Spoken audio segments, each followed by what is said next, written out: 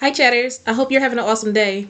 The other day, I was thinking about how the Lord can use anyone, even murderers, and specifically Moses came to mind because I recently found out that Moses was a murderer also.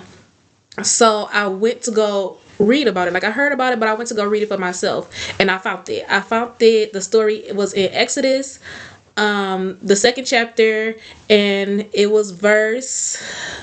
I believe it was verse. I'm gonna find it for you guys and I'm gonna read it to you. It was verse 11.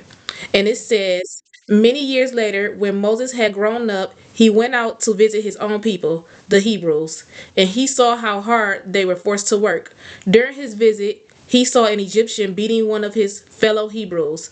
After looking in all directions to make sure no one was watching, Moses killed the Egyptian and hid the body in the sand.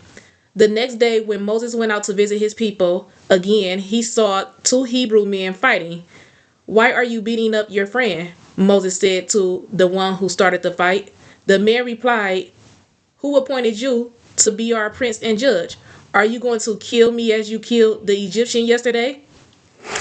So the story was new to me and it made me think about how, one, when you think nobody sees you or watching, not only does the Lord know and see, but also most of the time somebody else know and saw too, even though you think you crossed all your T's and dotted all your I's and nobody know. But not only that, it showed me a different perspective of Moses. One, I always thought Moses to be this old guy with a long beard, white hair, white beard, just super old with a cane or a staff or just some old guy. But if you actually continue to read further, around this time, Moses was around 40, I believe, at the when I read it at the end of this chapter, because I read the whole chapter. But Moses says that Moses was 40, I believe. And not only that, it showed me that Moses had anger issues. Not only was he a murderer, he had anger problems in my perspective. Because one, it showed me he was about that life, because in this same chapter, some women were being I guess they was being chased away at the well. They was drawing water, and some other shepherds came and I guess was bothering them, and Moses jumped up and came to their rescue and got their water for them, and so he was ready. And then not only that, later on in his life, this is the same Moses that we've known. He used Moses to perform many miracles. The Lord used Moses to perform many miracles. This is the same Moses that brought the Ten Commandments. He brought the Ten Commandments. He delivered the people from the Pharaoh and crossed the Red Sea, and many things that the Bible shows that Moses done, that he did.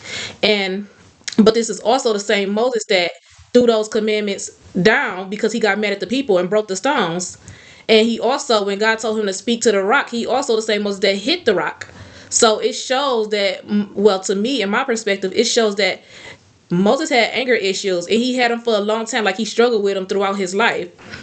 But it shows that this also shows me and teaches me that God can use anyone. It don't matter what his past was. It don't matter what he did. As long as you have a heart for the Lord will use you.